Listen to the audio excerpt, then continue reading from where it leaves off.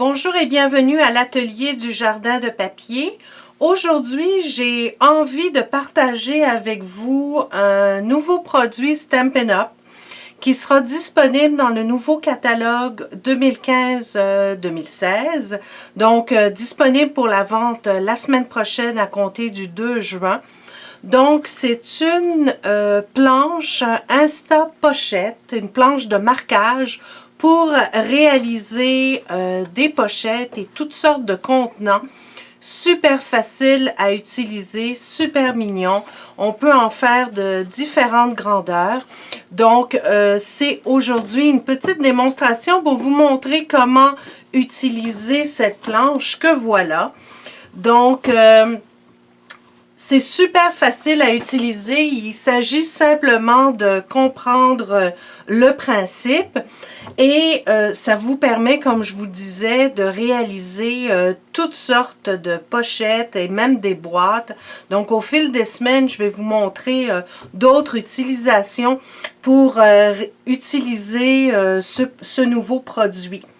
Donc, lorsque vous achetez la planche de marquage Insta Pochette, vous avez bien sûr un guide qui vient avec le produit qui vous permet de faire différentes grandeurs. Donc, vous avez les mesures pour utiliser la planche. Vous pouvez, si la pochette est petite comme celle-là, ça se fait avec un papier d'une largeur de 10 pouces. Pour la grandeur moyenne, c'est une largeur de 11 pouces. Et pour la plus grande, c'est une largeur de 12 pouces. Donc, c'est la plus grande que l'on va faire aujourd'hui au cours de cet atelier. Donc, j'ai déjà préparé mon papier. Donc, vous pouvez le faire très facilement avec du papier à motif et ça ne perce pas le papier. Donc, c'est vraiment très, très bien conçu. Vous pouvez également utiliser du papier cartonné Stampin' Up! Mais dans ce cas-là, il faudrait donner un petit peu plus de pression pour que les lignes de marquage soient plus importantes. Donc, au niveau de la planche, vous avez les mesures qui sont indiquées ici. Donc, vous avez le small, medium, large. Ça, c'est pour la partie du devant et l'arrière de votre pochette. La partie qui est ici, c'est ce qu'on utilise pour faire les côtés. Donc, ça vous permet de créer le pli qui est ici. Et vous avez la ligne horizontale avec une perforatrice qui va vous permettre de faire les encoches pour réaliser la base de la pochette. Donc, la base de la pochette se conçoit à partir de cette ligne ici. Donc, si vous utilisez un papier à motif, si je le mets à l'envers, il faut que votre papier soit passé de cette façon-là. Donc, je veux que les fleurs aillent vers le haut sur ma pochette. Donc, je vais placer mon papier à motif à l'envers pour que ce soit parfait. Alors, on commence.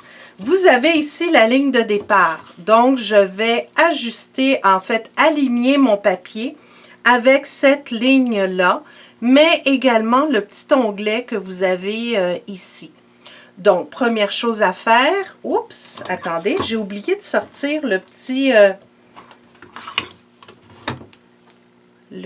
pochoir ou le petit stylet pour pouvoir marquer mes lignes, très important. Donc, voyez-vous, ça vient avec le produit, là, c'est génial, et ça rentre à l'intérieur. Donc, je recommence. Vous alignez votre côté de papier sur la ligne de départ qui est ici. Première chose à faire, vous allez perforer. Et comme il s'agit du devant de votre pochette, on va faire uniquement la ligne horizontale ici. Et on va faire la ligne de côté. Donc, j'ai dit tout à l'heure que c'était 12 pouces. Donc, c'est une pochette qui est large. La ligne que j'ai placée ici, que j'ai marquée, je la remets sur ma ligne de départ, bien alignée, ici et en haut. je perfore. Je trace la ligne en haut toujours. Mais cette fois-ci, comme il s'agit de mon côté, je vais prendre la ligne ici où c'est indiqué side. Side, c'est le mot côté en anglais. Donc, je vais tracer ma ligne ici. Et, très important, je vais faire le gousset. Donc, le gousset se fait comme ceci. Et je prends dans le milieu et je trace ma ligne du milieu comme ceci. Donc, ça, c'est un côté qui a été fait. La ligne du bout où c'était indiqué side ou côté, je vais la mettre sur ma ligne de départ. Donc, devant, côté, derrière. De cette façon, je vais faire ma ligne horizontale et ma ligne de côté qui va être ici, donc large. Maintenant, je réaligne la dernière ligne ici, bien comme il faut. Et maintenant, il s'agit d'un côté. Donc, je fais ma ligne horizontale en haut. Je fais ma ligne de côté ici. Et je vais faire le gousset. Donc, vous faites le petit triangle ici. Et vous faites la ligne dans le milieu. À partir de là, vous reste un quart de pouce ici qui va vous permettre de faire un rabat pour pouvoir coller votre pochette. Chose importante que j'ai oubliée, à chaque fois que vous faites une ligne, voyez-vous ici, j'ai ma ligne de côté. Donc là, je vais être obligée de le ramener, mais c'est très important. Et voyez-vous, j'ai oublié. Toujours perforer. Donc, je reviens, je le fais. Je me mets ici. Je perfore. Et quand je vais arriver au bout, je m'aligne avec mon rabat qui est là. La dernière ligne que j'ai marquée ici qui était large. Et je vais perforer une autre fois. Donc, vous devez arriver à ce résultat-là. Pour chaque côté, vous devez avoir un rabat perforé pour vous faciliter la tâche quand vous allez monter votre boîte. À partir de là, vous allez devoir couper ici. Donc, on va couper en biais. Je vais vous montrer donc avec la rapidité du vidéo. Donc, j'ai coupé ici mes parties, le rabat qui va me permettre de le plier. Et j'ai déjà mis de la colle adhésive double face. Donc, moi, j'utilise la bande adhésive double face pour me faciliter la tâche. Surtout que ça va très, très bien tenir. Ne prenez pas du Snell ou autre parce que je pense que ça ne tiendra pas. Donc, vous pliez tous vos rabats de cette façon-là. Et à partir de là, pour que ce soit plus facile, ce que je fais toujours, c'est que je le mets à plat comme ça. Et j'ai juste à rajouter mon rabat et je l'ajuste avec mon papier pour que ça tombe bien droit. Et là, je fais mes plis.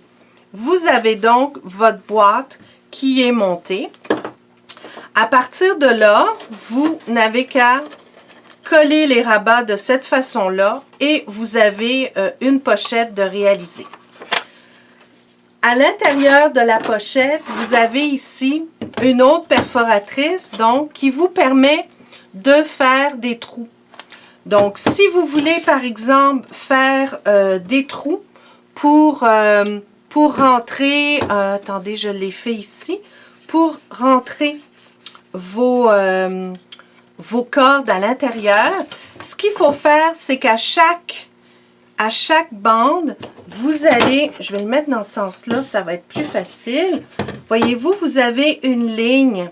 Donc, vous allez aligner votre ligne avec la pliure pour réaliser vos trous. Donc, vous le faites tout le long ici, puis vous allez voir ce que ça va donner. Donc, on le fait comme ça. Je le fais de tous les côtés, de cette façon. On peut aussi le faire au tout début. Si je m'aligne ici, ça va le faire seulement d'un côté. Et la même chose ici. Donc, j'aligne le côté avec le curseur et je vais le puncher comme ça. Donc, mes trous, si je me mets, c'est blanc sur blanc, on ne voit pas bien. Je vais me mettre sur la planche pour que vous puissiez bien le voir.